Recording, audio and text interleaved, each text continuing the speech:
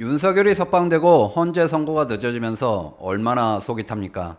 국민들이 다시 뭉쳤습니다. 15일 광화문 총집결은 이번 사태에 종지부를 찍는 계기가 될 것입니다. 다소 시간이 걸리고 있지만 절차나 내용 면에서 완벽한 윤석열 파면을 위한 판결문을 만드는 시간이라고 보입니다. 지치지 말고 힘을 냅시다. 왜 헌재 선고가 예상보다 늦은지, 언제 선고를 할 것인지 차분히 함께 진단을 해보도록 하겠습니다. 헌재 선고가 늦어지는 이유로 세 가지 주장이 있습니다. 첫째, 재판관 3명이 탄핵 반대 입장이라 설득하느라 시간이 걸리고 있다고 믿는 분들이 꽤 많습니다. 자, 이 한 장의 사진을 보십시오. 국민의힘 의원 82명이 3월 12일에 탄핵 각하 탄원서를 제출했습니다. 탄핵이 기각될 것 같으면 왜 이런 탄원서를 제출하겠습니까? 게다가 기각도 아니고 각하 탄원서입니다.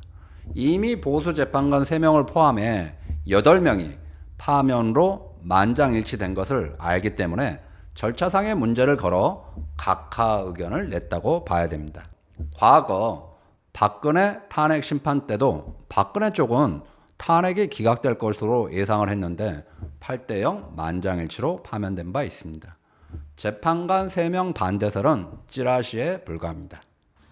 둘째로 공수처의 내란죄 수사권 여부인데요. 법원이 윤석열을 석방하면서 구속기간을 날짜가 아닌 시간으로 계산한 것도 황당했지만 공수처의 내란죄 수사권 여부도 모호하다고 판결했죠.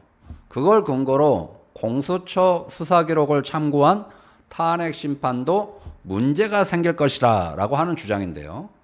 3월 10일 헌법재판소는 공수처의 수사기록을 받은 적이 없다.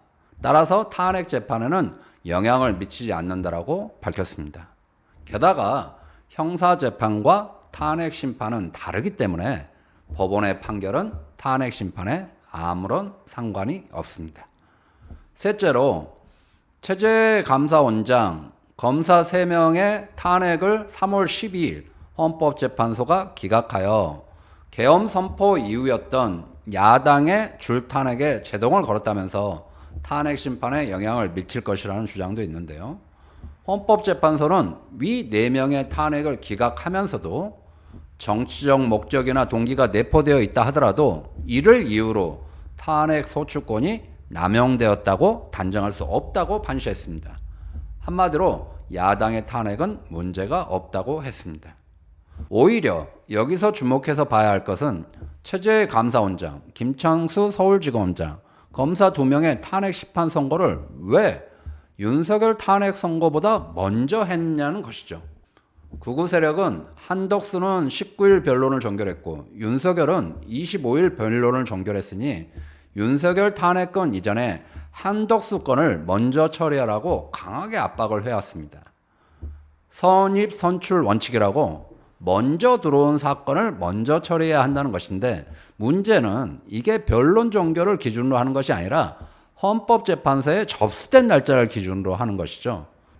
체제감사원장은 사건 번호가 2024 헌나 2이고 이창수, 조상원, 최재훈 검사는 2024 헌나 345입니다.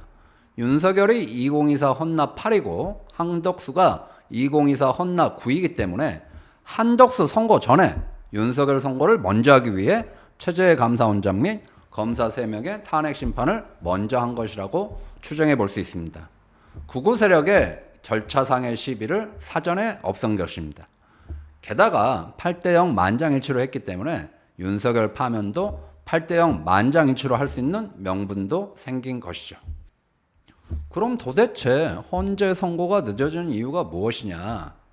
한마디로 절차상 논란까지 깔끔하게 정리하기 위해서라고 보입니다. 내용에 대해서는 8대0 만장일치로 파면일 것입니다. 탄핵 심판 5대 쟁점에 대해서는 모든 국민들이 지켜봤기 때문에 소수 의견으로도 기각 의견을 내기는 어렵습니다.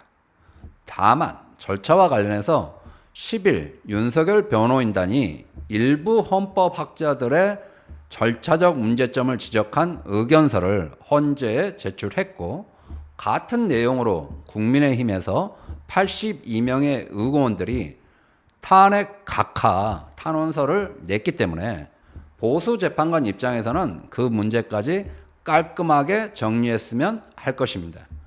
명백한 시간 끌기이지만 내란 세력에게 단 하나의 빌미도 주지 않고 모든 국민이 납득할 수 있도록 절차와 내용 모두를 세심하게 다듬는 판결문을 쓰고 있느라고 시간이 걸리는 것입니다.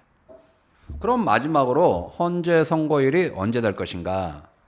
17일 월요일에 전격적으로 할 수 있다 또는 해야 한다는 견해도 있는데 오히려 극우 세력에게 빌미를 줄 수도 있기 때문에 그런 선택은 하지 않을 것으로 생각됩니다.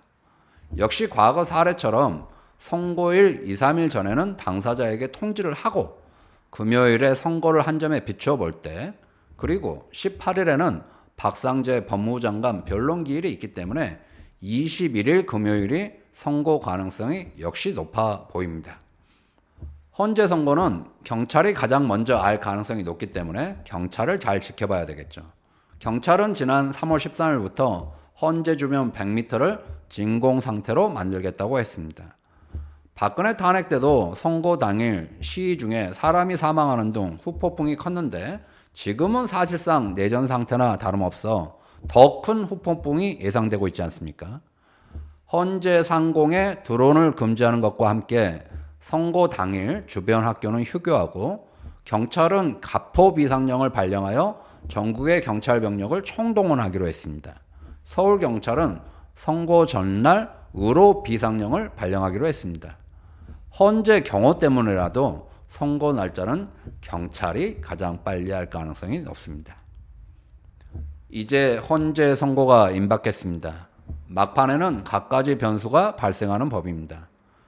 헌법재판소는 내란을 종식하고 민주주의를 반석 위에 올리는 중대한 사명을 가지고 있습니다. 단 하나의 빈틈도 허용하지 않는 완벽한 판결문으로 윤석열을 파면해야 할 것입니다. 하루하루 속이 타는 국민의 걱정을 빨리 덜어주길 바랍니다. 감사합니다.